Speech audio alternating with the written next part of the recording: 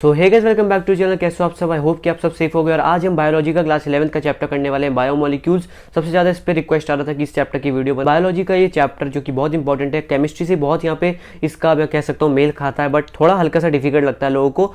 बहुत आसान तरीके से इस चैप्टर को हम खत्म करने वाले हैं। इसी बात पे गाइस इस वीडियो को लाइक कर दो, चैनल को सब्सक्राइब कर दो। जैसे आप लाइक करते हो मेरे इंस्टाग्राम को भी फॉलो कर सकते हो, क्योंकि आपसे वीडियो के अपडेट्स आपको मेरे इंस्टाग्राम पे देखने को मिलेंगे। लिंक डिस्क्रिप्शन में जाके फॉलो कर सकते हो। सो गाइस यहाँ पे आपके पास 30 नवंबर तक का टाइम है। अनअकैडमी की सब्सक्रिप्शन आइकॉनिक एंड प्लस के जो प्राइस है वो राइज होने वाले हैं 30 नवंबर के बाद। तो अगर आपको उससे पहले अगर आप आइकॉनिक या प्लस सब्सक्रिप्शन खरीदते हो, बहुत ज़्यादा डिस्काउंट देखने को मिलेगा। और अगर आप हमारा कोड इंग्लिश वर्ड यूज़ करते हो तो आपको 10% और एक्स्ट्रा ऑफ देखने को मिलेगा। तो बहुत सारे अच्छे डिस्काउंट्स आपको देखने को मिलेंगे। 30 नवंबर से पहले ट्राई करो अगर आप कोई सब्सक्रिप्शन की तरफ जा रहे हो, क्योंकि इस समय अनअकैडमी पे बहुत सारे बैचेज अभी भी स्टार्ट हो रखे हैं 2022 के लिए। ए स्टीम बैच नीट 2022 के लिए, एज वेल एज आपको यहाँ पे रैपिड रिवीजन देखने को मिलेगा। सिमिलरली यहाँ पे आपको डीपीपीज देखने को मिलेंगी हर एक वीक के अंदर, जो कि आपको हेल्प करेंगे आपकी नीट यूजी की प्रिपरेशन को एक्सेल करने के लिए। अगेन अगर आपको कोई भी डाउट होता है कभी भी इंस्टेंट मोमेंट पर, अगर आप आइकॉनिक के प्लस सब्सक्रिप्शन आपने परचेज कर रखा है, सो आज का डाउट फीचर के अगर आप यूज करते हो उसे, तो आपको इंस्टेंट डाउट क्लियरिंग सेशंस देखने को मिलेंगे, जहाँ पे आपको वीडियो फॉर्मेट में आपको एक एक आपका डाउट इंस्टेंटली आपको क्लियर हो सकता है अगर आप उस फीचर का यूज करते हो। मेगा मॉक टेस्ट होने वाला है यहाँ पे टर्म 1 से रिलेटेड, तो उसके जितने भी यहाँ पे चीजें हैं उसका लिंक डिस्क्रिप्शन में दे रखा है। यहाँ पे 27 से 30 नवंबर के बीच में ये मेगा मॉक टेस्ट टर्म 1 के लिए होने वाला है। सो आप जाके उसे भी एनरोल कर सकते हो। जितने भी बैचेज हैं आपकी नीट यूजी के लिए, सारे बैचेस को आप एक ही सब्सक्रिप्शन से एनरोल हो सकते हो, चाहे वो प्लस हो या फिर आइकॉनिक। इनके डिस्काउंट अभी आपको वैलिड हैं, तो उनको आप जाके अवेल कर सकते हो। इंग्लिश वर्ड कोड यूज कर देना, एक्स्ट्रा 10% ऑफ देखने को मिलेगा। जितने भी लिंक्स हैं गाइज वो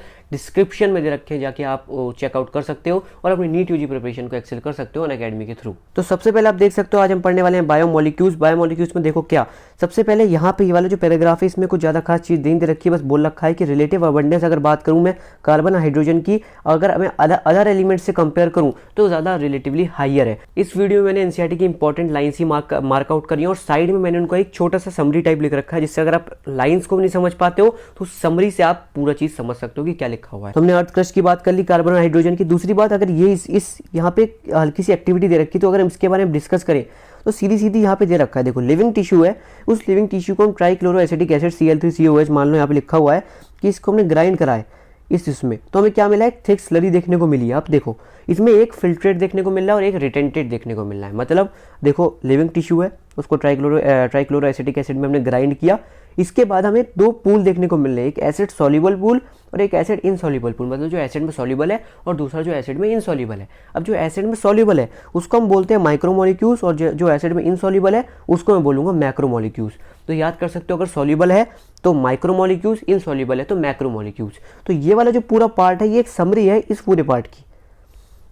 यहाँ भी ये लिख रखा है जैसे फिल्ट्रेट और एसिड सॉल्युबल हो गया, रिटेंटेड हो गया एसिड इनसॉल्युबल, और मैंने इसको अलग टर्म्स में भी लिख दिया कि अगर सॉल्युबल होगा तो माइक्रो, इनसॉल्युबल होगा तो मैक्रो। ठीक है, ये बात हमने हो गई। दूसरी बात, एक्सेप्शन लिपिड्स होता है इसका, ये बहुत इंपॉर्टेंट एमसीक्यूज में आ सकता है। देखो लिपिड्स होते हैं micromolecules, lipids are micromolecules, but जब भी वो एसिड इनसॉल्युबल पूल में आते हैं, हमें पता है एसिड सॉल्युबल पूल जब होता है तो हमेशा माइक्रोमोलिक्यूल्स होते हैं, एसिड सॉल्युबल पूल में माइक्रो होते हैं, पर लिपिड्स होता है माइक्रो, पर वो एसिड इनसॉल्युबल में आता है, उल्टा होता है। तो ये एक एक्सेप्शन है, इससे डेफिनेटली क्वेश्चन आएगा, डेफिनेटली आगे भी हम पढ़ने वाले इसके बारे में।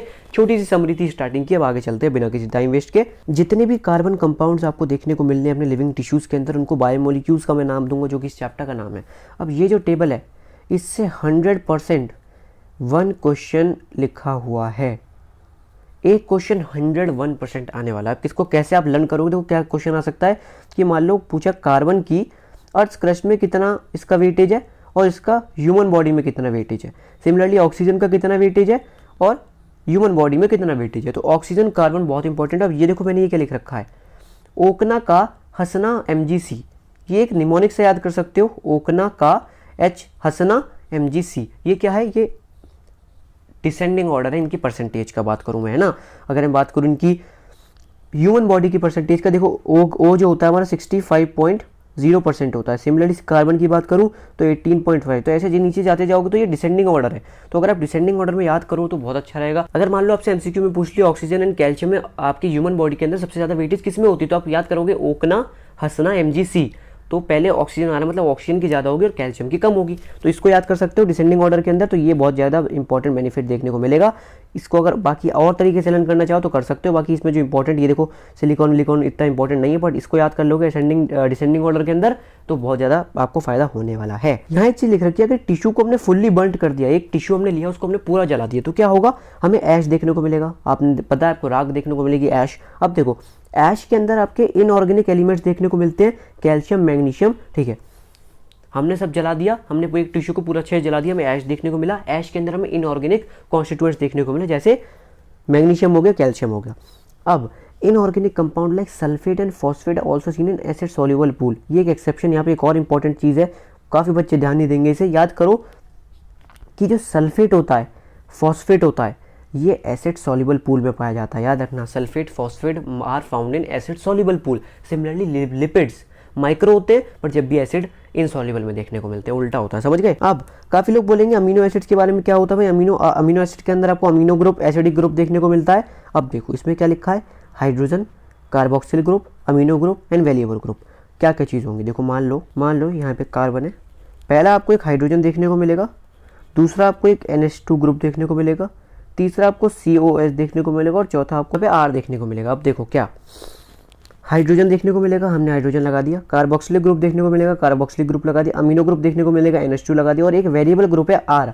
अब ये R वेरी करता है। अब अगले पेज पे हम पढ़ेंगे R कैसे कैसे वेरी करता है। देखो दूसरी बात, हमारे पास 20 अमीनो एसिड्स होते हैं टोटल। याद रखो 20 में क्या होता है, 10 आपको एसेंशियल अमीनो एसिड देखने को मिलेंगे और 10 नॉन एसेंशियल। अभी NCERT में फिलहाल इनके नाम नहीं दे रखे, तो आपको कोई रिक्वायरमेंट नहीं है लर्न करने की। बस याद रखो 20 अमीनो एसिड होते हैं, 10 एसेंशियल होंगे, 10 नॉन एसेंशियल होंगे, ठीक है। अब देखो 10 एसेंशियल, 10 नॉन एसेंशियल हो गए, बट इसमें 2 क्या होते हैं, सेमी एसेंशियल होते हैं। सेमी एसेंशियल, उसके एग्जांपल मैं आपको यहाँ लिख दिया है, ये इंपॉर्टेंट है। NCERT में नहीं मार्क्ड, पर मैं आपको लर्न करवाता हूँ। आर्जिनिन एंड हिस्टिडीन, ये सेमी एसेंशियल होंगे, थोड़े बहुत एसेंशियल होंगे, ठीक है। सेमी एसेंशियल, बिल्कुल बीच में, ना तो पूरे एसेंशियल ना तो पूरे नॉन एसेंशियल, सेमी एसेंशियल। कौन से, आर्जिनिन एंड हिस्टिडीन, याद रखो। अब ये जो R ग्रुप है, मैंने बोला ये वाला हमने R ग्रुप पढ़ा, ये वेरी कर सकता है। यहाँ पे आपको R ग्रुप की जगह हाइड्रोजन लिख सकते हो आप, जिसको हम ग्लाइसिन बोलेंगे, इस वाले अमीनो एसिड को ग्लाइसिन बोलेंगे। अगर आपने R ग्रुप की जगह मिथाइल ग्रुप रख दिया, मतलब CH3 लगा दिया, तो आप एलेनिन बोलोगे। हाइड्रोक्सिल मिथाइल लगा दिया, मतलब CH2OH लगा दिया, तो आप इसको सेरीन बोलोगे। इसके डायग्राम अगले पेज पे देख रखे हैं, देखो ये रहे, ये देखो 100% क्वेश्चन, 100% इंपॉर्टेंट। देखो हमने R ग्रुप की जगह H लगा दिया तो ग्लाइसिन बोलूंगा, CH3 लगा दिया तो एलेनिन बोलूंगा, CH2OH लगा दिया तो सेरीन बोलूंगा। याद रखो, आप इसे याद कर सकते हो हग से, HUG। आपने पढ़ा, हमने एक दूसरे को हग किया, तो जैसे ही हग मतलब H, अगर H आया तो ग्लिसिन हो गया। अगर क्या आया हमारा CH3 आ गया तो क्या हुआ, CH3 आ गया तो एलेनिन हो गया, CH2OH आ गया तो सेरीन हो गया। ये तुम्हें याद करना पड़ेगा ना, पूरा 100% लर्न का काम है। ये चैप्टर ऐसा रटने का है, बस तुम्हें जो चीज़ समझने की मैं समझा रहा हूँ, ठीक है। दूसरी बात, यहाँ बोलेगा कि एसिडिक अमीनो एसिड के एग्जाम्पल ग्लूटामिक एसिड हो गया, बेसिक अमीनो एसिड के एग्जाम्पल लाइसिन हो गया, न्यूट्रल अमीनो एसिड के एग्जाम्पल वलीन हो गया। सबसे important aromatic, 100% important, tyrosine, phenylalanine, tryptophan. मतलब इसमें याद करो T2P है, ठीक है। T2P मतलब 2 T है और 1 P है, टायरोसिन, ट्रिप्टोफैन और फिनाइलएलानिन। बहुत बड़े बड़े नाम, तो एरोमेटिक में आ गए। अगर तुमसे कोई पूछेगा बेसिक, तो बेसिक लाइसिन तो यहाँ पे एग्जाम्पल दे रखा है, ये रहा, पर इसके साथ आर्जिनिन भी याद रखो। आर्जिनिन क्या है, सेमी एसेंशियल अमीनो एसिड है, याद रखना। दूसरा न्यूट्रल, अगर तुम्हें पता है वलीन है, पर इसके 1-2 एग्जाम्पल और दे रखे हैं, एलानिन एंड ग्लिसिन। ग्लिसिन ये पढ़ा था ना, तो ये न्यूट्रल में आता है, ये न्यूट्रल अमीनो एसिड है। तो जो चीज़ रखी है मैंने उसको अच्छे से यहाँ पे मार्क आउट भी कर रखा है। हमने ये चीज़ लर्न कर ली कि एरोमेटिक कौन से होते हैं, बड़े बड़े नाम, टायरोसिन, ट्रिप्टोफैन, फिनाइलएलानिन, ठीक है। हमें पता है न्यूट्रल क्या होते हैं, वलीन होता है न्यूट्रल, और इसके साथ ग्लिसिन, एलानिन भी होते हैं, ठीक है। दूसरी बात, अब काफ़ी लोग पूछेंगे ज़्यूटायरन फॉर्म क्या होता है। देखो ज़्यूटायरन फॉर्म वो होती है जिसमें पॉजिटिव नेगेटिव एक साथ होता है। देखो मान लो फर्स्ट बात ए की बात करें तो ए में क्या है, सिर्फ पॉजिटिव है, नेगेटिव कहीं नहीं है। लास्ट वाली की बात करूँ तो नेगेटिव है, पॉजिटिव कहीं नहीं है। पर बीच वाली की बात करूँ तो पॉजिटिव भी है, नेगेटिव भी है। जिस फॉर्म में पॉजिटिव नेगेटिव एक साथ हुआ तो वो ज़्यूटायरन फॉर्म होगी। अगर एमसीक्यू में 3 ऑप्शन दे दिया और चौथा अपने आप बना के दे दिया तो निकाल लोगे कि ज़्यूटायरन फॉर्म कौन सा है, जिसमें पॉजिटिव नेगेटिव एक साथ हो, वो ज़्यूटायरन फॉर्म हो गया। बस ये बात हो गई हमारी, ठीक है। अब बात करते हैं लिपिड्स की। लिपिड्स हमने बात करी है, ऑलरेडी एक एक्सेप्शन, और ये एसिड इनसॉल्युबल पूल में आता है। वाटर इनसॉल्युबल, एसिड इनसॉल्युबल बात है कि अब सुनो, अब यहाँ पे हम आर ग्रुप की बात करने वाले हैं, ठीक है। अब आर ग्रुप हमने ऊपर भी पढ़ा था, ये वाला आर ग्रुप बहुत ज़्यादा इंपॉर्टेंट आर ग्रुप है। अब इस आर ग्रुप की जगह मिथाइल हो सकता है, तो क्या होता है, एलानिन हो जाएगा। अगर आर ग्रुप की जगह मिथाइल आ गया तो एलानिन हो गया। अगर हमने हाइड्रोजन लगा दिया तो हमारा हग ग्लिसिन हो गया, और अगर हमने CH2OH लगा दिया तो सेरीन हो गया। तो यहाँ पे हम कितने भी कार्बन का लगा सकते हैं। सबसे इंपॉर्टेंट पाल्मिटिक एसिड 16 कार्बन का यहाँ पे चेन देखने को मिलेगा, एरिकिडोनिक एसिड 20 कार्बन का चेन देखने को मिलेगा। तो दो एग्जांपल याद रखने, पैलिमेटिक एसिड इसमें 16 कार्बन होंगे और आपके यहाँ पे एरिकिडोनिक में 20 कार्बन का हाइड्रोक्सिल ग्रुप देखने को मिल रहा होगा हमें, ठीक है। ये बात हो गई हमारी। अब लिपिड में क्या होता है, ग्लिसरॉल होता है जिसको हम ट्राई हाइड्रोक्सी प्रोपेन बोलते हैं। तो याद रख लो कि लिपिड को हम डायरेक्टली बोल सकते हैं try hydroxy propane, try hydroxy propane. तो डायरेक्टली क्वेश्चन आएगा कि लिपिड का दूसरा नाम ट्राई हाइड्रोक्सी प्रोपेन, क्योंकि इसमें ग्लिसरॉल होता है, ठीक है। अब इसमें क्या होगा, ग्लिसरॉल और फैटी एसिड्स दोनों देखने को मिलेंगे आपको, ठीक है। मैनी लिपिड्स, बहुत सारे लिपिड्स में ग्लिसरॉल और फैटी एसिड एक साथ देखने को मिलते हैं। क्या हुआ, ग्लिसरॉल, हमने लिपिड्स को क्या बोला, ट्राई हाइड्रोक्सी प्रोपेन। अगर बोला कि ट्राई हाइड्रोक्सी प्रोपेन क्या है तो लिपिड्स है। बहुत सारे लिपिड्स में आपको फैटी एसिड और ग्लिसरॉल दोनों देखने को मिलेगा। अब monoglyceride, tri, diglyceride, tri, mono, di, tri, etcetera चलते चले जाएंगे। अब फैट्स एंड ऑयल के बारे में डिस्क्राइब हुआ है, बहुत इंपॉर्टेंट कि ऑयल्स का लोअर मेल्टिंग पॉइंट होता है। बहुत बच्चे भूल जाते हैं इस चीज़ को। Oils have lower melting point, जब भी तो वो विंटर्स में ऑयल रहते हैं। जितना आपका लोअर मेल्टिंग पॉइंट रहेगा, बहुत ज़्यादा कम मेल्टिंग पॉइंट, तो वो मेल्टिंग नहीं होंगे, बिल्कुल ऑयल रह जाएंगे, ठीक है। समझ रहे हो, इसका एग्जांपल हो गया जिंजली ऑयल हो गया, है ना। तो इसलिए विंटर्स में ऑयल रहते हैं, ठीक है। अब फॉस्फोलिपिड्स हम क्यों बोलते हैं, दूसरा लिपिड्स का दूसरा एक टाइप है फॉस्फोलिपिड्स, सेल मेम्ब्रेन के अंदर देखने को मिलेगा, जिसका एग्जांपल लेसिथिन है। इंपॉर्टेंट की पावर इन्फिनिटी, पूछ सकता है लेसिथिन क्या है। Lecithin is a phospholipid, lecithin is a phospholipid, ये बात याद रखना है तुम्हें। दूसरी बात, ठीक है, जो मेन बात याद रखनी है, देखो इसमें क्या हुआ, पैलिमेटिक एसिड हो गया 16 कार्बन का हो गया, इसको दिख नहीं रहा होगा, रुक जाओ, हाँ, पैलिमेटिक एसिड हो गया 16 कार्बन का, एरिकिडोनिक एसिड हो गया 20 कार्बन का। सिमिलरली याद रखना तुम्हें ट्राइडॉक्सी प्रोपेन बोलते हैं लिपिड्स को हम, और दूसरा लेसिथिन हो गया फॉस्फोलिपिड। अब ये बचपन में पढ़ा हुआ है, नाइट्रोजीनियस बेस क्या होते हैं, adenine, guanine, cytosine, uracil, thymine, ये सारे याद करने तुम्हें, क्या एडेनिन होता है, ग्वानिन होता है, नाइट्रोजीनियस बेस एंड बेस। अब बात करो, इस पूरी की समरी मैंने यहाँ दे रखी हुई है, ठीक है, समझते हैं इसे। किसी भी नाइट्रोजनियस बेस, चाहे वो एडेनिन हो, ग्वानिन हो, साइटोसिन हो, थाइमिन हो, यूरेसिल हो, उसमें अगर तुम शुगर ऐड करोगे, कोई भी शुगर ऐड करोगे, तो वो तुम्हें न्यूक्लियोसाइड्स कहलाएगी। काफी बच्चे कंफ्यूज हो जाते हैं ना, न्यूक्लियोसाइड्स क्या होता है, न्यूक्लियोटाइड्स क्या होता है। फॉस्फेट ग्रुप भी ऐड कर दोगे, फॉस्फेट ग्रुप अगर ऐड कर दोगे इसमें, ये रहा फॉस्फेट ग्रुप है ना, तो न्यूक्लियोटाइड्स बोलेंगे, समझ गए। अब कोई बच्चा पूछा न्यूक्लियोटाइड्स क्या होते हैं, टाइड्स जो लहरें घूमती है, न्यूक्लियोटाइड्स क्या होते हैं, मतलब सारी चीजें, समुद्र में सब चीज, सारी रिवर्स का कॉम्बिनेशन होता है। तो मतलब नाइट्रोजीनियस बेस भी होगा उसमें शुगर भी होगी, उसमें फॉस्फेट भी होगा। या तुम ऐसे कह सकते हो न्यूक्लियोसाइड्स में फॉस्फेट ग्रुप ऐड कर दो। अगर मैं बात करूँ सिर्फ न्यूक्लियोसाइड्स की, तो नाइट्रोजीनियस बेस और शुगर को ऐड करोगे तो न्यूक्लियोसाइड्स कहलाएगा। बात खत्म, आगे बढ़ते हैं। डीएनए आरएनए के न्यूक्लियोटाइड्स होती हैं, ठीक है, याद रखना, सिर्फ डीएनए और आरएनए में सिर्फ और सिर्फ न्यूक्लियोटाइड्स देखने को मिलेंगे, ठीक है।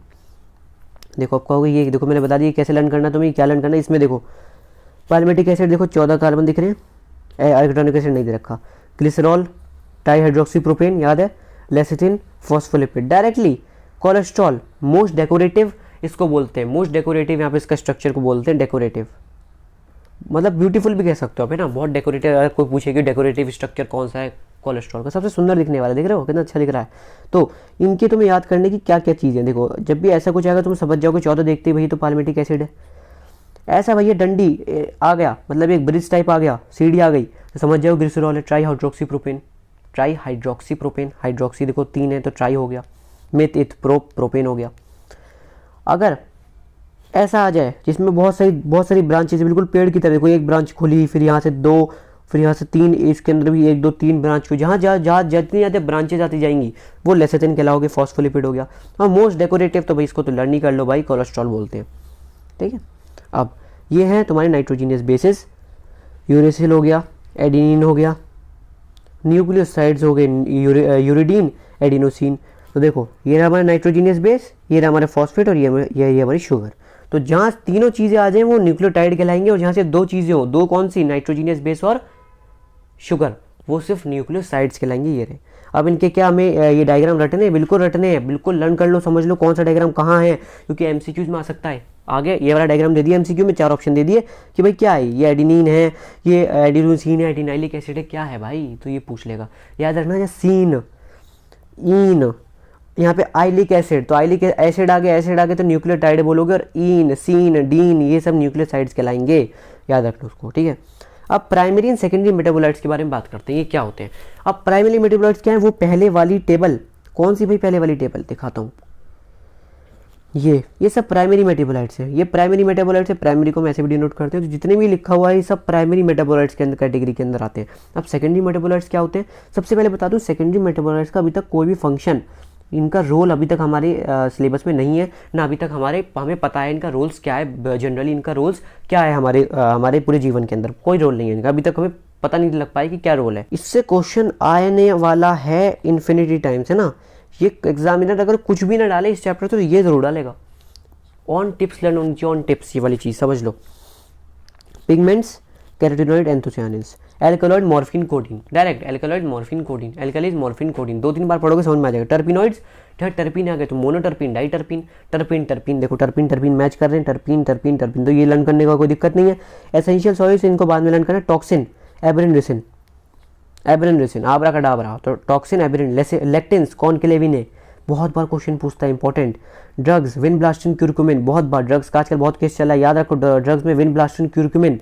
पॉलीमरिक सब्सटेंस, रबर, ग्रास, जितने भी इसके अलावा हुए, रबर, सेल्यूलोज हो गया, है ना, और गम्स हो गया, ठीक है, ये सब। इस टेबल को 100% तुम्हें लर्न करके जाना है, ठीक है। चाहे सब्जेक्टिव हो चाहे एमसीक्यूज, ये हर बार आ सकता है। वो डायग्राम भी आ सकता है कि कौन सा डायग्राम है 1 शॉट 1 मार्क्स के क्वेश्चन में। तो जितने भी एमसीक्यूज हो तुम उसको 1 मार्क्स कंसीडर कर सकते हो अगर टर्म 2 की बात कर रहे हैं, ठीक है। सेकेंडरी मेटाबोलाइट्स हो गई वाली बात। बस इसमें लर्न करने का वो मैं बता रहा हूँ क्या क्या लर्न करना है, बस उनको याद रखो, ठीक है। अब बायो मैक्रोमोलिक्यूल्स, जिसका यहाँ पे बायो मैक्रोमोलिक्यूल क्या होता है, जिसमें 10,000 डेल्टन से ज़्यादा इनकी रेंज होती है, उनको हम बायो मैक्रोमोलिक्यूल्स कहते हैं। इसका एक्सेप्शन लिपिड्स ऑलरेडी बता चुका हूँ। अब बायो मैक्रोमोलिक्यूल्स के अंदर क्या क्या चीज़ें आते हैं उसको समझते हैं, ठीक है। प्रोटीन्स आते हैं, न्यूक्लिक एसिड आते हैं, पॉलीसेकेराइड आता है, लिपिड आता है, इसको याद रख लो। PNPL comes under bio macromolecules. Protein हो गए, न्यूक्लिक एसिड हो गए, पॉलीसेकेराइड हो गया और लिपिड, और यहाँ पे हमारा लिपिड्स हो गया। पर लिपिड्स एक एक्सेप्शन है, वो वैसे तो मैक्रोमोलिक्यूल्स है बट स्ट्रिक्टली मैक्रोमोलिक्यूल्स नहीं, क्योंकि उसका जो का वेट है वो 800 डाल्टन से कम भी है और वो एसिड इनसॉल्युबल पूल में भी आता है, इसलिए लिपिड्स बहुत बड़ा एक एक्सेप्शन है। देखो एसिड इनसॉल्युबल फ्रैक्शन आया तो बायो मैक्रोमोलिक्यूल्स हुआ। मैं ऑलरेडी बता चुका हूँ ना, एसिड इनसॉल्युबल फ्रैक्शन में बायो मैक्रोमोलिक्यूल्स ऊपर जब चैप्टर स्टार्ट किया तो ऊपर टेबल में पहले बता चुका हूँ। इनसॉल्युबल आया तो बायो मैक्रोमोलिक्यूल्स, बट वेट से यहाँ पे लिपिड एक बहुत बड़ा एक्सेप्शन बन जाता है, क्योंकि उसका जो वेट होता है 800 डाल्टन से कम होता है, याद रखना, ठीक है। अब आगे चलते हैं। Lipids are not strictly macromolecules. Lipids को हम स्ट्रिक्टली मैक्रोमोलिक्यूल्स नहीं कह सकते। बिकॉज उसका जो वेट होता है वो 800 डाल्टन से कम होता है, जबकि मैक्रोमोलिक्यूल्स का यहाँ पे 800 डाल्टन से हमेशा ज़्यादा अबव होता है, बट लिपिड्स ये जिसका 800 डाल्टन से कम होता है, तो ये एक एक्सेप्शन है। अब एसिड सॉल्युबल पूल की बात करें तो रफली साइटोप्लाज्मिक कॉम्पोजिशन के अंदर देखने को मिलेगा, ठीक है। बट अगर मैक्रोमोलिक्यूल्स की बात करें तो साइटोप्लाज्म ऑर्गेनेल्स के देखने को अंदर तुम्हें देखने को मिल सकता है। अब देखो ये क्या है, ये टेबल से भी 101% जितनी भी टेबल्स हैं, ऑल टेबल्स आर इंपॉर्टेंट, और टेबल्स आर इंपॉर्टेंट, ठीक है। ये टेबल काफ़ी बच्चे डायरेक्टली ऐसे लर्न कर लेते हैं, बट मैं चाहता हूँ तुम इसको ऐसे लर्न करो। देखो सबसे ज़्यादा वाटर का वो 70 से 90%, उसके बाद प्रोटीन्स का वो 10 से 15। सबसे पहले अगर बात करूँ वाटर 1 पे आया, प्रोटीन्स 2 पे और यहाँ बहुत तेज चीज़ करी एनसीईआरटी वालों ने। इन्होंने न्यूक्लिक एसिड यहाँ पे बिल्कुल नीचे दे रखा है, जबकि तीसरे नंबर पर न्यूक्लिक एसिड देखो 70 से 90% पहला हुआ, फिर 10 से 15% हुआ, उसके बाद सबसे ज़्यादा 5 से 7% हुआ ना, तो नीचे को दे रखा है। ऊपर दे रहे तो बच्चे को लर्न करने में आसानी हो जाती, पर नहीं, हम तो नीचे गिरा लेंगे जिससे लर्न करने में दिक्कत हो, और हम यहीं से क्वेश्चन देंगे और असेंडिंग डिसेंडिंग ऑर्डर में तुम्हें कंफ्यूज कर देंगे और तुम हमेशा क्वेश्चन गलत करके आ जाओगे। फिर यहाँ पे एक मसीहा तुम्हारा बन के आएगा, जो कि जिसका नाम है वंशज सक्सेना, जो कि इंग्लिश वर्ड चैनल पे ऐसी वीडियो डालेगा जिसपे तुम्हें समझ में आ जाएगा हाँ इससे क्वेश्चन आ सकता है। इसी बात पे तुम इस वीडियो को लाइक, चैनल को सब्सक्राइब और इंस्टाग्राम को फॉलो कर दोगे। देख रहे हो कितना बढ़िया हमें मैंने बोल दिया, ठीक है। अब न्यूक्लिक एसिड हो गया, इसके बाद कार्बोहाइड्रेट्स आएगा 4th पे, फिर लिपिड्स आएगा 5 पे और आयंस आएगा 6ठे पे। वीडियो को धीरे धीरे स्लो करके देख सकते हो अगर चाहो, है ना। तो सबसे पहले वाटर हो गया 70 से 90%, फिर हो गया हमारा प्रोटीन्स, फिर ये 3 2 1 तो याद कर ही सकते हो यार, ठीक है, ये हो गई। अब बात करते हैं प्रोटीन्स की, जो कि पहला मैक्रोमोलिक्यूल्स है। प्रोटीन्स जो होंगे पॉलीपेप्टाइड बॉन्ड से यहाँ पे जुड़े होंगे, तो याद रखना पी, है ना। प्रोटीन्स तो मतलब पेप्टाइड बॉन्ड से लिंक्ड होंगे ये लोग, अमीनो एसिड जो होंगे पेप्टाइड बॉन्ड से लिंक होंगे। इसके बाद 20 अमीनो एसिड देखने को मिलेंगे, 10 नॉन एसेंशियल होंगे और 10 एसेंशियल होंगे, और 2 सेमी एसेंशियल के बारे में आपको मैं बता चुका हूँ, ठीक है। अब इसमें एलानिन ये एग्जाम्पल है, ट्रिप्टोफैन बात कर चुके हैं, ठीक है। अब देखो प्रोटीन होता है is a heteropolymer not a homopolymer, याद रखना प्रोटीन इज अ हेट्रोपॉलीमर। अब नॉट अ होमोपॉलीमर से कंफ्यूज मत करना भैया, पता अगर हेट्रोपॉलीमर है तो होमोपॉलीमर कैसे हो जाएगा भाई, हेट्रोपॉलीमर याद रखना, ठीक है। अब इसमें इंपॉर्टेंट है dietary proteins are the source of essential amino acids. जो डाइटरी प्रोटीन्स होते हैं उसमें एसेंशियल अमीनो एसिड्स हमारे प्रेजेंट होते हैं, जो कि हमारे डाइट के अंदर तुम्हें देखने को मिलेंगे। अब देखो एसेंशियल नॉन एसेंशियल कैसे बोलते हैं। एसेंशियल क्या होंगे, एसेंशियल वो अमीनो एसिड्स होंगे जो हमारी बॉडी खुद बना नहीं सकती है ना, समझ रहे हो, जो हमें बाहर से कंज्यूम करने पड़ते हैं। But non essential amino acids वो होंगे जो हमारी बॉडी को हमारे मिलने होंगे, जो हमारी बॉडी हमारी खुद बना सकती है। समझ गए। अब ये वाली जो टेबल मैंने ऑलरेडी यहाँ पे क्या लिख चुका हूँ, ऑल टेबल्स आर इंपॉर्टेंट। तो मतलब ये टेबल क्यों छूटेगी भैया, इन दोनों में दो चीज बहुत इंपॉर्टेंट है, कोलेजन एंड ग्लट4। Collagen is a intercellular ground substance, याद रखो collagen is a intercellular ground substance. ग्लट4 क्या होता है, GLUT G G G G, P P P मतलब प्रोटीन, किससे जुड़े होते हैं, ये पेप्टाइड बॉन्ड से, जी जी ग्लट4 मतलब जी से दूसरा जी का क्या मतलब, ग्लूकोज ट्रांसपोर्ट इनटू सेल्स। याद रखना हमेशा जो ग्लट4 होता है वो ग्लूकोज का ट्रांसपोर्ट करता है सेल्स के अंदर, ठीक है। और कोलेजन क्या होता है, इंटरसेल्युलर ग्राउंड सब्सटेंस। सिमिलरली इनको भी पढ़ सकते हो अगर लर्न करना चाहो, बट इंपॉर्टेंट ये है। अब यहाँ पे दो शुगर की बात करिए, गैलेक्टोज एंड सुक्रोज। गैलेक्टोज क्या होता है, ब्रेन शुगर बोलते हैं, ब्रेन शुगर। इसको खाओगे तो क्या ब्रेन की कैपेसिटी बढ़ेगी, नहीं, मतलब नाम दे रखा है ब्रेन शुगर, ठीक है। दूसरा सुक्रोज को बोलेंगे नॉन रिड्यूसिंग शुगर। दो टाइप की शुगर होती है, वैसे इतना डीपली नहीं दे रखा बट मैं तुम्हें बता रहा हूँ। रिड्यूसिंग शुगर होती है, नॉन रिड्यूसिंग शुगर होती है। Sucrose comes under the category of non reducing sugar. याद कर सकते हो, बहुत बार क्वेश्चन पूछा गया। अरे भैया ये वाला चीज़ पढ़ लो, ये मैं क्या बोलूँ, 200% नहीं, 400% नहीं, 600% आएगा। Which is the most abundant protein in the animal world, in the animal world, collagen, ये लिखा हुआ। Which is the most abundant protein in the whole biosphere, in the whole biosphere is rubisco. समझ गए। अगर कोई पूछे कि most abundant protein animal world में कौन सा है, तो कोलेजन। मोस्ट अबंडेंट प्रोटीन पूरे बायोस्फीयर में क्या है, रुबिस्को। रुबिस्को का फॉर्म, फुल फॉर्म याद आएगा, राइबोलोज बिसफॉस्फेट कार्बोक्सिलेज ऑक्सीजिलेज। इसको याद रख लो, लर्न इट। अगर इस पूरे चैप्टर से नहीं पूछेगा तो टेबल से पूछ लेगा, एक दो चीज़ें जो मैं बता रहा हूँ उनसे पूछेगा, इसके अलावा कुछ पूछ ही नहीं सकता, क्योंकि इस चैप्टर में सब लर्न करने का है। समझ गए। अब पॉलीसैकेराइड्स की बात करते हैं, ये भी एसिड इनसॉल्युबल पूल में आएगा क्योंकि मैक्रोमोलिक्यूल्स है, ठीक है। अब सेल्यूलोज जो होता है होमोपॉलीमर होगा, इसमें बस ये बात है। होमोपॉलीमर मतलब अगर होमो मतलब एक, होमो सैपियंस हम एक है, तो होमो मतलब एक ही मोनोसैकेराइड की यूनिट से बना हो तो होमोपॉलीमर हो गया, तो सेल्यूलोज इज अ होमोपॉलीमर, ठीक है। सेल्यूलोज होमोपॉलीमर हो गया, ठीक है। अब स्टार्च क्या होता है, हमारे जो स्टार्च बोलूँ अगर मैं प्लांट्स के अंदर, तो वो स्टोरेज ऑफ द एनर्जी होता है, और हमारे अंदर क्या होता है स्टोरेज ऑफ एनर्जी, ग्लाइकोजन, ठीक है। तो ग्लाइकोजन होता है हमारे स्टोरेज ऑफ द एनर्जी। इन्युलिन क्या होता है, पॉलीमर ऑफ फ्रक्टोज होता है। तो ये जो चीज़ें याद रखनी है। अब देखो, right and is a reducing and and left and is a non reducing and. तो आर से आर, ठीक है। तो राइट एंड अगर कोई पूछे तो रिड्यूसिंग एंड होता है, और अगर लेफ्ट एंड पूछे तो नॉन रिड्यूसिंग एंड होता है, नॉन रिड्यूसिंग एंड। तो बहुत सारी यहाँ पे चीज़ें मिल रही हैं, P P G G R R, तो ये सब तुम्हें याद रख के चलना है, ठीक है। दूसरी बात, स्टार्च जो होता है वो I2 मॉलिक्यूल्स को होल्ड कर सकता है। जब तो हम आयोडीन टेस्ट नहीं करते, ब्लूइंग टेस्ट वाला करते हैं, हम आयोडीन का टेस्ट करते हैं, यहाँ पे स्टार्च का टेस्ट करते हैं, तो आयोडीन डालते हैं, ब्लूइंग यहाँ पे आ जाती है। तो स्टार्च के अंदर, स्टार्च जो होता है I2 के मॉलिक्यूल्स को होल्ड करता है, क्योंकि उसका स्ट्रक्चर हेलिकल होता है। इसलिए अगर हेलिकल, किसी भी हेलिकल चीज़ में, स्प्रिंग में कोई चीज़ अटकाओगे तो वो अटक जाएगी। पर दूसरी तरफ बात करूँ अगर मैं सेल्यूलोज की, तो उसका हेलिकल नहीं होता, इसलिए वो I2 को होल्ड, आयोडीन को होल्ड नहीं कर पाता। तो ये बहुत इंपॉर्टेंट बात थी, समझ गए होगे। ये जो बॉन्ड है, ग्लाइकोसिडिक बॉन्ड है, इसको याद रखना। दूसरी बात, ये जो चीज़ दे रखी है तुम्हें, ये केमिस्ट्री के बेस पे में दे रखी है। लैक्टोज में क्या होता है, दो शुगर होती है, ग्लूकोज और गैलेक्टोज। सुक्रोज में क्या होता है, ग्लूकोज और फ्रक्टोज। माल्टोज में क्या होता है, ग्लूकोज एंड ग्लूकोज। तो ये लर्न करना है, लर्न इट। जो ये जीबी एनसीईआरटी की पीडीएफ है जिसमें मैंने हाईलाइट लिख रखा है, इसकी जो पीडीएफ है तुम्हारे हमारी वेबसाइट पे मिल जाएगी www.engworld.in। तुम्हें पता है, उसको जाकर डाउनलोड कर लेना, पढ़ लेना और अपनी एनसीईआरटी में मार्क कर लेना। कोई पूछेगा काइटिन क्या होता है, काइटिन इज ऑल्सो होमोपॉलीमर। हमने बात करी सेल्यूलोज की, वो भी होमोपॉलीमर। इन्युलिन की बात करी, वो क्या होता है, पॉलीमर ऑफ फ्रक्टोज। दूसरा काइटिन की बात करें तो होमोपॉलीमर। देखो इसमें क्या होता है, यहाँ पे एग्जांपल दे रखे हैं तुम्हें, एक्सोस्केलेटन ऑफ आर्थ्रोपोड्स में होता है, काइटिन होमोपॉलीमर होता है। बस हमने बात, ये जो है एक एडिशन है एनसीईआरटी का, ये करेक्शन है जो कि बाद में करी गई इस साल वाली एनसीईआरटी में कि काइटिन इज होमोपॉलीमर। अब बात करते हैं न्यूक्लिक एसिड की, हम ऑलरेडी पढ़ चुके हैं। नाइट्रोजीनियस बेस के बारे में तुम्हें बता दिया। एडेनोसिन, गुआनोसिन न्यूक्लियोसाइड्स होते हैं, मैंने बताया। सीन, इन, डीन, ये सब न्यूक्लियोसाइड्स होते हैं। बट साइटोसिन ये भी न्यूक्लियोसाइड है, नहीं, ये नाइट्रोजीनियस बेस है, तो ये एक्सेप्शन है। एक्सेप्शन, मैं एक्सेप्शन नहीं कहूँगा, इसे मैं कहूँगा थोड़ा कंफ्यूज हो जाते हैं लोग, है ना, कंफ्यूज हो जाते हैं लोग। क्या लोग सोचते हैं एडेनोसिन, गुआनोसिन, साइटोसिन सब न्यूक्लियोसाइड है। नहीं, एडेनोसिन, गुआनोसिन है, but cytosine is a nitrogenous base, याद रखना, ठीक है। तो कन्फ्यूजन वाली बात है, जो चीज़ कन्फ्यूज हो सकती है इस चैप्टर में, वो मैंने यहाँ पे लिख रखा है, ठीक है।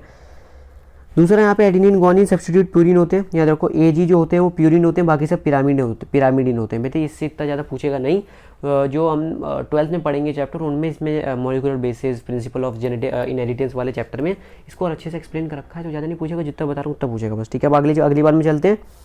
स्ट्रक्चर ऑफ प्रोटीन, हेट्रोपॉलीमर होते हैं प्रोटीन्स, आर हेट्रोपॉलीमर। यहाँ पे तुम्हारे चार यहाँ पे तुम्हें स्ट्रक्चर देखने को मिलेंगे, primary structure, secondary structure, tertiary structure और क्वाटरनरी स्ट्रक्चर। प्रोटीन में भी दो एंड होते हैं, left and right and. Left and में तुम्हें पहला अमीनो एसिड देखने को मिलेगा और राइट एंड में लास्ट अमीनो एसिड देखने को मिलेगा। समझ गए? प्रोटीन में दो एंड हुए, जो हमारा लेफ्ट एंड हुआ एल, लेफ्ट एंड हुआ उसमें फर्स्ट अमीनो एसिड डलेगा और लास्ट एंड में तुम्हारा मतलब बोल सकता हूँ मैं से राइट एंड में तुम्हारा लास्ट अमीनो एसिड डलेगा। ठीक है, ये सब बात होगी, मैं तुम्हें ऑलरेडी बता चुका हूँ। एन टर्मिनल को हम फर्स्ट अमीनो एसिड बोलेंगे, सी टर्मिनल को हम लास्ट अमीनो एसिड में हम बोल सकते हैं। ठीक है, अब प्राइमरी स्ट्रक्चर हो गया जिसमें पेप्टाइड बॉन्ड से कनेक्टेड होगा, याद रखना। पीपी मैंने बोला था, देखो यहाँ सिर्फ एक थ्रेड होगा फॉर्म ऑफ हेलिक्स, यहाँ पे तुम्हें सिर्फ एक थ्रेड देखने को मिलेगा और कुछ देखने को नहीं मिलेगा। बट और दूसरी बात, जो प्रोटीन होते हैं सिर्फ राइट हैंडेड फैशन में ही यहाँ पे तुम्हें हेलिसेस इसके ऑब्जर्व होंगे, तो एक और इंपॉर्टेंट बात। अब बात करते हैं सेकेंडरी स्ट्रक्चर की। सेकेंडरी स्ट्रक्चर में तुम्हें पेप्टाइड बॉन्ड भी मिलेगा और हाइड्रोजन बॉन्ड भी मिलेगा।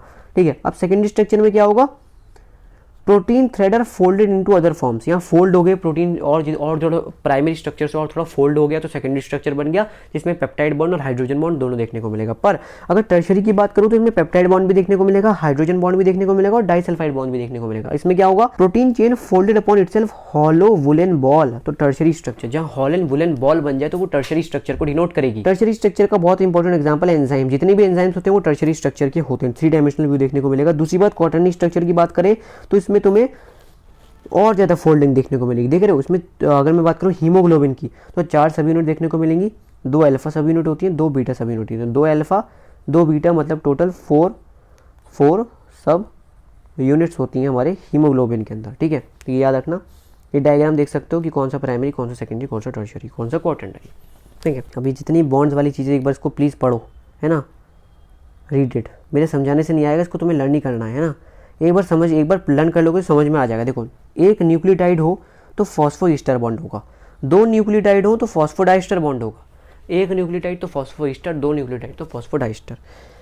दूसरा यहाँ लिखा है देखो, 3 carbon third carbon of 1 sugar of nucleotide और 5 कार्बन ऑफ सेकंड शुगर से अटैच होगा, तो यहाँ पे ईस्टर बॉन्ड कहेंगे। फॉस्फोडाइस्टर, फॉस्फोईस्टर तो मैं समझा चुका हूँ। ग्लाइकोसिडिक बॉन्ड क्या होता है, डिहाइड्रेशन से। डिहाइड्रेशन मतलब माइनस ऑफ वाटर। अगर पानी निकाल दोगे तो हमेशा डिहाइड्रेशन बॉन्ड बनता है। ठीक है, पानी किसी से निकल गया और वहाँ कोई बॉन्ड अगर क्रिएट हुआ तो डिहाइड्रेशन बॉन्ड बोलूंगा उसे मैं। ग्लाइकोसिडिक बॉन्ड हमारे नाइट्रोजीनियस बेस के बीच में होता है, याद रखना। ठीक है, देखो ये nitrogenous base thymine glycosidic linkage हो गया, है ना। 2 नाइट्रोजीनियस के बीच का बॉन्ड को हम हाइड्रोजन बॉन्ड बोलेंगे। ATGC ATGC ATGC ATGC ATGC, साथ बोलो ATGC ATGC, बोलते जाओ ATGC ATGC ATGC ATGC ATGC ATGC, हो गया याद, ATGC। एडेनिन और थाइमीन के बीच में 2 बॉन्ड होंगे, G और C के बीच में 3 बॉन्ड होंगे। इसको याद रखना है हमें, 2 3 2 3 2 3 2 3 ATGC ATGC ATGC, adenine thymine 2 bond, GC मतलब ग्वानिन साइटोसिन 3 बॉन्ड, याद रख लिया। देखो ये रहा हमारा फॉस्फोडाइस्टर बॉन्ड। इतना डीप नहीं पूछेगा, बस जितना बता रहा हूँ उतना समझ सकते हो, जितना मार्क है बस उतना रन करना है। ठीक है, अब ये जितना दे रखा है इसको मैं एक चीज़ से समझा सकता हूँ। देखो, अगर एक ईच स्टेप में 36 डिग्री बनना है ना, अगर ये जो हमारा डीएनए का ये जो पूरा डीएनए बना रखा है मैंने, इसका एक राउंड जाओगे तो 36 डिग्री तुम ऊपर चले जाओगे। दूसरी बात, हर एक स्टेप पर, हर एक फुल टर्न पे 10 स्टेप्स मतलब 10 बेस पेयर देखने को मिलेंगे, 10 की बेस पेयरिंग देखने को मिलेगी। तीसरी बात, पिच क्या होती है, 34 एंगस्ट्रॉम होगी। राइज पर बेस होगा 3.4 एंगस्ट्रॉम। ये देखो, ये रही हमारी pitch 34 angstrom. 1 angstrom is equals to 10⁻⁻10 metres. जितना ये राइज बेस पर हुआ वो हुआ 3.4 एंगस्ट्रॉम। और ये 20 एक एक्स्ट्रा एक इन्फॉर्मेशन है, इसको याद करने की जरूरत नहीं है, पर जितना बताया उसको आप देखो। जितना भी हमने साइलेंट फीचर बताया, जो मैंने बता रहा हूँ, किस डीएनए की बात करें, बी डीएनए की। और most maximum amount of DNA in the body को बी डीएनए बोलेंगे, मतलब बैलेंस डीएनए और राइट हैंडेड फैशन होता है इसका, बस इसको याद रखना। जितनी भी पीडीएफ है वो तुम्हें डिस्क्रिप्शन में देखने को मिल जाएगी हमारी वेबसाइट के अंदर। ठीक है, केमिकल रिएक्शन मेटाबॉलिज्म होता है, जिसमें हमारे रिमूवल ऑफ कार्बन डाइऑक्साइड होता है। ये सब फालतू की बातें, इससे क्वेश्चन कभी नहीं पूछता है। सब लिंक्ड रिएक्शन से सब जुड़ा हुआ है। मेटाबॉलिक पाथवेज बोलूँगा मैं इसे। जितनी भी रिएक्शन होती है वो कैटेलाइज ऑलरेडी होती हैं, और कैटेलाइज जो पावर होती है कैटेलाइज करने की, वो कौन देता है, एंजाइम्स देता है। अभी एंजाइम्स के बारे में पढ़ेंगे हम। अब देखो, ये वाली पूरा जो है एक समरी के फॉर्म में लिख रखा है यहाँ पे, इन सबको पढ़ने की जरूरत नहीं है, इसको पढ़ लेना बस। ठीक है, एनाबॉलिक मतलब फॉर्मेशन। 2 रिएक्शन होती है, एनाबॉलिक एंड कैटाबॉलिक। एनाबॉलिक मतलब एनाबेल, पिक्चर देखिए, फॉर्मेशन मतलब डर, हमारे अंदर डर फॉर्म हो रहा है, उसको देखकर हम डर की तरफ विश्वास कर रहे हैं, तो मतलब एनाबॉलिक तो मतलब फॉर्मेशन। कैटाबॉलिक मतलब टूट गया, है ना, कैटाबॉलिक खत्म मतलब ब्रेक डाउन। अगर सिंपल से कॉम्प्लेक्स मटेरियल बनना है तो एनाबॉलिक हो गया, कॉम्प्लेक्स से सिंपल बनना है तो कैटाबॉलिक हो गया। समझ रहे हो ना? सिंपल से कॉम्प्लेक्स कब बनाएंगे? जब हम कोई चीज़ को हम जोड़ेंगे तो कॉम्प्लेक्स बनता जाएगा वो। अगर हम कॉम्प्लेक्स से सिंपल बनाना चाहते हो तो तोड़ते जाओ तोड़ते जाओ तोड़ते जाओ, तो एक सिंगल यूनिट बन जाएगी जिसको हम सिंपल बोलेंगे। समझ गए? हम लोग जो एनर्जी कैलकुलेट करते हैं वो इम्प्रैक्टिकल है, मतलब जो हम एनर्जी कैलकुलेशन करते हैं ना अपनी बॉडी के अंदर, वो एक इम्प्रैक्टिकल चीज़ है, उसको हम कैलकुलेट नहीं कर सकते। सिमिलरली अगर तुम्हारे यहाँ पे असेंबली ऑफ प्रोटीन हो रहा है वो एनर्जी रिक्वायर्ड, कैटाबॉलिक ब्रेकडाउन हो रहा है तो एनर्जी रिलीज होगी, और एनाबॉलिक फॉर्मेशन हो रहा है तो एनर्जी कंज्यूम होगी, एनर्जी को हमारा यूटिलाइज हो रहा होगा। समझ गए? यहाँ पे ग्लाइकोलिसिस का यहाँ पे दे रखा है कि मेटाबॉलिक पाथवे जहाँ पे लैक्टिक ग्लूकोज से लैक्टिक एसिड बनता है उसको हम ग्लाइकोलिसिस कहते हैं, और 10 मेटाबॉलिक स्टेप्स देखने को मिलते हैं। और यहाँ पे एनर्जी का यहाँ पे लिखा हुआ है कि ट्रैप होती है एनर्जी। जो ग्लाइकोलिसिस वाला पार्ट है तुम chapter number 14 respiration in plants वाले में पूरा एक बड़ा सा तुम इसका ग्लाइकोलिसिस का तुम पूरा डायग्राम देखोगे, पूरा प्रोसीजर अच्छे से समझोगे क्या होता है। एटीपी पता है ना, एटीपी निकलती है, energy currency of our cell is ATP. जितनी बातें मैं यहाँ पे कर चुका हूँ कि एनर्जी रिलीज होगी एटीपी के फॉर्म में होगी। ठीक है, अब लिविंग स्टेट क्या होता है ये डेटा लर्न करना है बस हमें, कि blood concentration of glucose in normal healthy body कितना होता है 4.2 टू 6.1। ठीक है, अब स्टडी स्टेट क्या होता है? स्टडी स्टेट होता है नॉन इक्विलिब्रियम स्टेट। इक्विलिब्रियम में काफ़ी लोग इसको मिसअंडरस्टैंड कर लेते हैं। इक्विलिब्रियम मतलब बिल्कुल सब बिल्कुल रुका हुआ, बहुत अच्छे से स्टेबल पोजीशन पे नहीं, पर हमारी बॉडी में क्या होता है, स्टडी स्टेट को हम नॉन इक्विलिब्रियम स्टेट से कंपैरिजन करते हैं। अब देखो, हमेशा एक living state non equilibrium steady state में रहने की कोशिश करता है। ठीक है, क्योंकि वो कॉन्स्टेंटली काम कर रहा है तो इक्विलिब्रियम स्टेट में कभी आ नहीं सकता, तो उसके लिए एक स्टडी स्टेट को हम बोलेंगे नॉन इक्विलिब्रियम स्टेट। ठीक है, तो इसको याद रखना है। Metabolism provide the production of energy, तो without metabolism there can not be a living state. तो ये इंपॉर्टेंट लाइन है। मेटाबॉलिज्म अगर नहीं होगा हमारी बॉडी में, जो हम काम कर रहे हैं वो नहीं होगा, तो लिविंग स्टेट कभी हो ही नहीं पाएगा, ना हम अपनी स्टडी स्टेट पे आ पाएंगे, जो कि है नॉन इक्विलिब्रियम स्टेट, ना कि इक्विलिब्रियम। याद रखना, स्टडी स्टेट को इक्विलिब्रियम से कंपेयर मत करना, स्टडी स्टेट को एक बॉडी के अंदर नॉन इक्विलिब्रियम से कंपेयर करना। लास्ट टॉपिक एंजाइम्स के बारे में बात करते हैं, जो कि बहुत इंपॉर्टेंट है। मैंने ऑलरेडी बता चुका हूँ कि 3 डिग्री प्रोटीन मतलब टर्शरी होते हैं, मेजॉरिटी है, क्या करते हैं, कैटेलिस्ट होते हैं, क्या कर डिक्रीज एक्टिवेशन एनर्जी। किसी भी रिएक्शन के लिए एक एक्टिवेशन एनर्जी की रिक्वायरमेंट होती है, किसी भी केमिकल रिएक्शन के लिए, और उसको हम एक्टिवेशन एनर्जी को कम कर दें तो फिर तो बहुत जल्दी हो जाएगी ना रिएक्शन। तो एंजाइम यही काम करते हैं, बिना यूज़ हुए बिल्कुल जैसा एंजाइम हमने डाला था वैसे ही एंजाइम निकल के आएगा और एक्टिवेशन एनर्जी कम करके रिएक्शन को बहुत ज़्यादा फास्ट कर देगा। न्यूक्लिक एसिड अगर बात करूँ जो कि एंजाइम्स की तरह ऐड करते हैं, उनको हम राइबोजाइम्स कहते हैं। अब मेन जो बात है यहाँ पे एक्टिव साइट की, देखो एक्टिव साइट एंजाइम पे कैसी साइट होती है, यहाँ पे सबस्ट्रेट जाके बाइंड होता है और फिर हम उसको कहते हैं एंजाइम सबस्ट्रेट कॉम्प्लेक्स। आगे हम डिस्कस करने वाले हैं। ठीक है, इनऑर्गेनिक कैटेलिस्ट जो होता है हाई टेम्परेचर पे वर्क कर सकता है, बट अगर एंजाइम्स की बात करें तो ये हाई टेम्परेचर पे जाके यहाँ पे डीनेचर हो जाएगा। कुछ को हम अगर छोड़ दें जो hot vents and sulphur spring में रहते हैं, तो यहाँ पे एक एक्सेप्शन था। ठीक है, अब केमिकल रिएक्शन के बारे में बात पता है ना तुम्हें, केमिस्ट्री में तो पढ़ाया केमिकल रिएक्शन क्या होती है। कोई सबस्ट्रेट डालोगे तो प्रोडक्ट के अंदर फॉर्म हो जाएगा बात। अब इसमें कोई पूछेगा रेट क्या होता है, प्रोडक्ट अपॉन टाइम, है ना, rate of change of product upon rate of time. Product में जितना चेंज है उसको टाइम से डिवाइड कर दोगे तो हमारा रेट आ जाएगा। सबसे इंपॉर्टेंट बात यहाँ लिखी है, देखो एक और इंपॉर्टेंट बात, जितनी चीज़ इंपॉर्टेंट लिख रहा हूँ बस उनमें ही क्वेश्चन आना है ना। हमेशा रेट डबल होगा या फिर हाफ हो जाएगा हमेशा 10 डिग्री टेम्परेचर के इंक्रीज होने में, है ना, इधर डायरेक्शन। अगर 10 डिग्री हमने बढ़ाया या 10 डिग्री हमने कम किया, चाहे हमने 10 डिग्री सेल्सियस को बढ़ाया चाहे हमने 10 डिग्री सेल्सियस को कम किया, हमेशा रेट या तो डबल होगा या तो हाफ होगा। इन दोनों में से कुछ ना कुछ तो होगा, तो सबसे इंपॉर्टेंट लाइन ये है। ठीक है, एक एग्जांपल के तौर पे देख सकते हो, हमने कार्बन डाइऑक्साइड वाटर डाला, कार्बोनिक एनहाइड्रेट जो होता है वो आरबीसी के अंदर प्रेजेंट होता है। तो अगर हमने इस एंजाइम को यूज नहीं किया था तो ये वाली जो रिएक्शन है वो 200 मॉलिक्यूल्स पर आवर यहाँ पे प्रोड्यूस कर रही थी, 200 मॉलिक्यूल्स पर आवर, 200 मॉलिक्यूल्स पर घंटा। पर जैसे हमने एंजाइम डाल दिया बीच में कार्बोनिक एनहाइड्रेट, जो कि कहाँ प्रेजेंट होता है, हमारे आरबीसी के अंदर प्रेजेंट होता है, तो क्या रेट में चेंज आया, 6 लाख मॉलिक्यूल्स पर सेकंड यहाँ प्रोड्यूस होने लगे। तो कितना बड़ा चेंज है, 200 मॉलिक्यूल्स पर घंटा से 6 लाख मॉलिक्यूल्स पर सेकंड, बहुत बड़ा डिफरेंस है, समझ गए। सिमिलरली यहाँ पे multi step reaction glucose to pyruvic acid glycolysis हम बाद में डिस्कस करेंगे चैप्टर नंबर 14 के अंदर।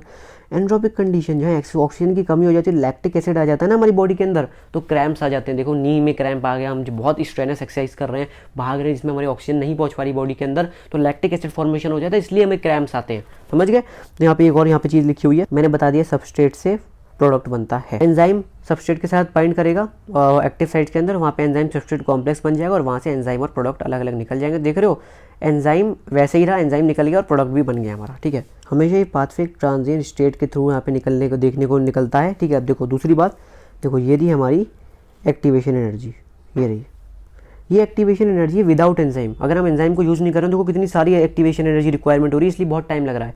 बट अगर हम एंजाइम को यूज़ कर देते हैं देखो कितनी छोटी एक्टिवेशन एनर्जी, बहुत कम कर दी इसने एक्टिवेशन, यहाँ से यहाँ कर दी है, इसलिए यहाँ पे एक्टिवेशन एनर्जी कम हुई, टाइम कम हुआ, इसलिए यहाँ पे हमारा बहुत जल्दी हमारी रिएक्शन यहाँ पे हो गई। तो एंजाइम का काम यही होता है एक्टिवेशन एनर्जी को कम करना। दूसरी बात, अगर P is lower level then S, देखो जो प्रोडक्ट है ये सबस्ट्रेट, ये रहा सबस्ट्रेट, ये रहा प्रोडक्ट, अगर ये कम है, P जो है कम लेवल पे है तो क्या होगा, एक्सोथर्मिक रिएक्शन होगी। अगर ये उल्टा हो जाएगा, P ऊपर हो जाएगा सबस्ट्रेट से, सबस्ट्रेट नीचे हो जाएगा तो एंडोथर्मिक। तो ग्राफ बना के देख सकते हो तुम्हें, है ना, ऐसे देख सकते हैं ग्राफ, है ना। देखो जैसे ये रहा सबस्ट्रेट, ये रहा P, तो P और S, ये रहा P नीचे, तो ये एक्सोथर्मिक हो जाएगा क्योंकि P नीचे है। दूसरे ग्राफ में क्या कहेंगे, दूसरे ग्राफ में ये करेंगे कि ऐसे हो गया, P ऊपर हो गया, S नीचे हो गया, तो ये एंडोथर्मिक हो गई। तो यहाँ पे किससे लर्न कर सकते हो बस। अब ये देखो हम नेचर ऑफ एंजाइम एक्शन की बात करने वाले हैं। बहुत शॉर्ट लिव्ड होता है ना, ये जो कॉम्प्लेक्स बनता है ना एंजाइम सबस्ट्रेट कॉम्प्लेक्स, बहुत शॉर्ट लिव्ड होता है ये enzyme substrate complex. Induce fit hypothesis खुद पढ़ना, मैं तुम्हें ऑलरेडी समझा चुका हूँ ऊपर ये कैसे कैसे होता है। पहले आता है, फिर शेप चेंज होता है, उसके बाद वो वापस से प्रोडक्ट बन जाता है और एंजाइम ऐसे रह जाता है, ठीक है। अब फैक्टर्स अफेक्टिंग, जो कि बहुत इंपॉर्टेंट टॉपिक है, टेम्परेचर एंड पीएच से एंजाइम का क्या वो पड़ता है, फर्क पड़ता है। एंजाइम सिर्फ और सिर्फ ऑप्टिमल टेम्परेचर एंड पीएच पे ही वर्क करता है। ऑप्टिमल टेम्परेचर है पीएच होगा जब भी वर्क करेगा। अगर टेम्परेचर तुमने कम कर दिया ज़्यादा तो एंजाइम इनएक्टिव हो जाएगा, कोई काम नहीं करेगा। अगर तुमने टेम्परेचर बहुत ज़्यादा बढ़ा दिया तो एंजाइम डीनेचर हो जाएगा। तो अगर तुम बढ़ाओगे कम करोगे कोई फायदा नहीं होगा, सिर्फ तुम्हें एक ऑप्टिमल टेम्परेचर एंड पीएच पे ही काम करना पड़ेगा अगर तुम एंजाइम का यूज़ करते हो किसी भी रिएक्शन पे। समझ गए। ग्राफ लर्न करने हैं कि पीएच का ग्राफ देखो दोनों का सेम है, ऐसे ऐसे बस, तो पीएच टेम्परेचर का सेम है। अब ये देखो ग्राफ क्या दे रखा है, बहुत इंपॉर्टेंट ग्राफ है। यहाँ पे हमें बस एक दो चीज़ों का बात समझ रहा हूँ, चैप्टर खत्म होने वाला है गाइस। अब ये जो ग्राफ है velocity of the reaction in substrate का बीच का ग्राफ है, समझ गए। अब देखो ये Km क्या दे रखा है, इस Km को हम बोलते हैं मिचेल कांस्टेंट, ठीक है। और ये क्या होता है, substrate concentration and rate of reaction is Vmax/2। अगर वेलोसिटी बाई 2 पे जो सबस्ट्रेट का पॉइंट होगा, जैसे मान लो ये हमारा पूरा ग्राफ है और ये इस पॉइंट पे वेलोसिटी हाफ हो रही है, तो यहाँ पे जब तुम एक ग्राफ इसकी लाइन ड्रॉ करोगे तो ये जो पॉइंट आएगा इसको हम Km बोलेंगे। सबस्ट्रेट की कंसंट्रेशन जब वेलोसिटी ऑफ रिएक्शन हाफ हो जाए उसको हम मिचेल कांस्टेंट और Km के नाम से बोलते हैं। दोबारा सुनना जो मैंने बोला भी है ना, वही बिल्कुल सही बोला है। नंबर ऑफ एक्टिव साइट जितनी भी एंजाइम पे रहती हैं वो फिक्स्ड रहती हैं, इस बात को भी याद रखना है हमें। अब ये किस चिड़िया का नाम है, कॉम्पिटिटिव इनहिबिटर और नॉन कॉम्पिटिटिव इनहिबिशन। देखो इनहिबिशन क्या होता है, when the binding of the chemical shuts of enzyme activity. मान लो बाइंडिंग के बीच में कोई रोक आ रही है, इनहिबिट कर रहा है उसको बाइंड करने से, सबस्ट्रेट एक्टिव साइट पे बाइंड नहीं कर पाता तो हम उसको इनहिबिशन के नाम से देंगे और कोई इनहिबिटर जरूर होगा। कॉम्पिटिटिव इनहिबिटर और नॉन कॉम्पिटिटिव इनहिबिटर होते हैं। देखो कॉम्पिटिटिव इनहिबिटर क्या होता है, सेम साइट के लिए compete कर रहा हो, तो एक ही एक्टिव साइट है मान लो, उसी के लिए दो लोग एक साथ यहाँ पे कंपटीशन कर रहे हैं, तो वो रोक रहा है ना एक को उस सबस्ट्रेट को एक्टिव साइट पे बाइंड करने के लिए, तो इस टाइप को इनहिबिशन को हम कॉम्पिटिटिव इनहिबिटर बोलते हैं। और अगर हम दूसरी बात करें जहाँ पे कुछ और इसके कॉम्पिटिशन नहीं हो रहा तो उसको नॉन कॉम्पिटिटिव बोलेंगे, वैसे ही वो आके रोक रहा है। ये चीज़ें 100% आने वाली हैं। देखो अगर कॉम्पिटिटिव इनहिबिटर हुआ तो क्या होगा, Km वैल्यू इंक्रीज हो जाएगी, है ना। अगर कॉम्पिटिटिव इनहिबिटर हुआ तो Km की वैल्यू इंक्रीज हो जाएगी और Vmax की वैल्यू सेम रहेगी। तो अगर कॉम्पिटिटिव इनहिबिटर आया तो इस ग्राफ के अंदर जो Km की वैल्यू है वो हमारी इंक्रीज होती हुई दिख रही होगी, Vmax की वैल्यू सेम रहेगी, समझ रहे हो, Vmax सेम रहेगा। पर अगर नॉन कॉम्पिटिटिव इनहिबिटर आया तो Km की वैल्यू सेम रहेगी और Vmax की डिक्रीज हो जाएगी, उल्टा। समझ रहे हो, दोबारा समझते हैं इसको, है ना। Km की वैल्यू इंक्रीज हुई कॉम्पिटिटिव में और Vmax की सेम रही, नॉन कॉम्पिटिटिव में Vmax की कम हो गई और Km की सेम हुई। तो बस इसको तुम्हें लर्न करना है, जो मैंने बोला इसको बस तुम्हें लर्न करना है ना, डायरेक्टली इसको कोई समझने का सीन नहीं है। Substrate can not bind as a result the enzyme action declines. यहाँ पे मैंने बोला ना अगर सबस्ट्रेट नहीं बाइंड कर पाएगा तो उसका एग्जांपल ये रहा, inhibition of succinate dehydrogenase by malonate, ये कॉम्पिटिटिव इनहिबिटर का एग्जांपल था, ठीक है। इसको याद रखना है। Classification and nomenclature of enzyme, last topic ये लोगों चैप्टर खत्म हुआ। हमें याद रखना कि टोटल 6 क्लास होंगी एंजाइम की, जिसमें 4 से 13 सब क्लासेस होंगी। इससे अगर क्वेश्चन नहीं आया तो एग्जामिनर भैया क्या ही है, मैं समझ नहीं पा रहा हूँ उस एग्जामिनर का, इससे 101% क्वेश्चन आएगा। पहला ये, दूसरा ये, तीसरा ये, चौथा ये। ऑक्सीडो रिडक्टेज डिहाइड्रोजनेज एंजाइम की कौन सी क्लास है, जिसमें देखो एक रेड्यूस से ऑक्सीडाइज हो जाएगा, एक ऑक्सीडाइज से रेड्यूस हो जाएगा, उल्टा रेड्यूस से ऑक्सीडाइज, ऑक्सीडाइज से रेड्यूस, तो ये हमारा ऑक्सीडेशन वाला से हमें याद हो गया, ऑक्सीडेज रिडक्टेज। ट्रांसफरेज से क्या हुआ, हम ट्रांसफर मतलब हम किसी ग्रुप का ट्रांसफर करेंगे अदर देन हाइड्रोजन, इसको याद रखना है हमें, अदर देन हाइड्रोजन। एस के साथ जी था और एस कॉमा अलग था, अब क्या हो गया, एस कॉमा के साथ जी आ गया, एस अलग हो गया। तो जहाँ उल्टा हो जाए, ट्रांसफर हो जाए किसी भी दो चीज़ों का, तो उसको हम ट्रांसफरेज के अंदर कैटेगराइज करेंगे। और हाइड्रोलिस के अंदर तुम हाइड्रोलिसिस करोगे, ईस्टर का, ईथर का, किसी का भी करोगे ना। और लाइस के अंदर हम क्या करेंगे, देखो देख सकते हो अब एक्स और वाई यहाँ पे बॉन्ड हटा इनका और यहाँ पे अलग अलग हो गए, तो ये हमारे लाइस के अंदर आ जाएगा। अब देखो आइसोमरेज क्या हो गया, इंटर कन्वर्जन ऑफ ऑप्टिकल, ये इसको लर्न करना। ये बहुत ऐसी चीज़ है जिसमें कोई यहाँ पे दे नहीं रखा है इन्होंने, तो हमें इसको लर्न करना पड़ेगा। लाइगेज, तो लाइगेज हमने पढ़ा है, लाइगेज को हम बोलते हैं जोड़ने के लिए, किसी भी चीज़ को ज्वाइन करना है तो लाइगेज 12th में पढ़ोगे इस चीज़ को, है ना, कि लिंकिंग ऑफ 2 अदर कंपाउंड्स, तो हम लाइगेज के अंदर कैटेगराइज करेंगे। ये वाला पूरा पार्ट यहाँ समराइज कर रखा है मैंने कि कॉन्जुगेट एंजाइम के अंदर तुम्हें होलो एंजाइम देखने को मिलेगा, और होलो एंजाइम के अंदर 2 कैटेगरी होती है, एक होता है एपो एंजाइम और एक होता है कोफैक्टर। एपो एंजाइम क्या होता है? Protein part. अगर कोई पूछे प्रोटीन पार्ट क्या होता है यहाँ पे हमारे एंजाइम के अंदर होलो एंजाइम का, वो होता है हमारा एपो एंजाइम। और अगर पूछे नॉन प्रोटीन पार्ट क्या होता है, वो कोफैक्टर होता है। अब देखो हमने बात कर ली, कोफैक्टर के अंदर भी प्रोस्टेटिक ग्रुप आ सकते हैं, को एंजाइम आ सकते हैं और मेटल आयंस आ सकते हैं, समझ गए। कॉन्जुगेट एंजाइम के अंदर होलो एंजाइम हो, होलो एंजाइम में 2 पार्ट हुए, प्रोटीन और नॉन प्रोटीन। प्रोटीन के अंदर एपो एंजाइम हो गया, नॉन प्रोटीन के अंदर कोफैक्टर हो गया। कोफैक्टर के अंदर 3 चीजें आती है, कोफैक्टर में 3 चीज, प्रोस्टेटिक ग्रुप हो गया, को एंजाइम हो गया, मेटल आयंस हो गया। अब देखो प्रोस्टेटिक ग्रुप ऑर्गेनिक कंपाउंड होते हैं जो कि टाइटली बाउंड होते हैं एपो एंजाइम के अंदर, ठीक है।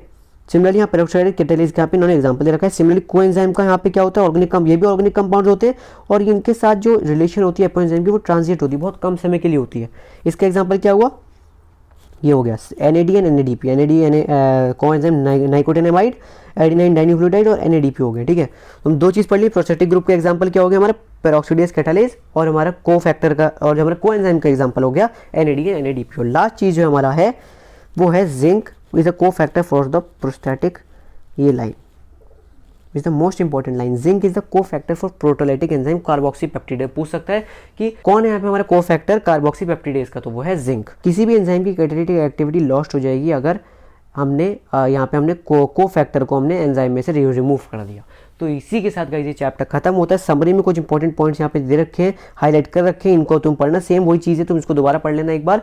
हमने चैप्टर बहुत जल्दी कंप्लीट करने की कोशिश करी है एक बार। आई होप कि आपको वीडियो पसंद आया होगा, और वीडियो पसंद आया लाइक कर दो, चैनल को सब्सक्राइब कर दो गाइस, और मेरे इंस्टाग्राम का लिंक डिस्क्रिप्शन में जाकर प्लीज़ फॉलो करो। वहाँ पे अब मैं जितनी भी वीडियो के अपडेट्स हैं मैं वहीं डाल रहा हूँ आजकल, तो इसको अगर फॉलो करोगे तो बहुत ज़्यादा बेनिफिट होने वाला है आपको। विद दैट सर के thank you for watching this video की PDF आपको डिस्क्रिप्शन में मिल जाएगी वेबसाइट पे हमारी। जब तक के लिए stay blessed, goodbye, bye bye.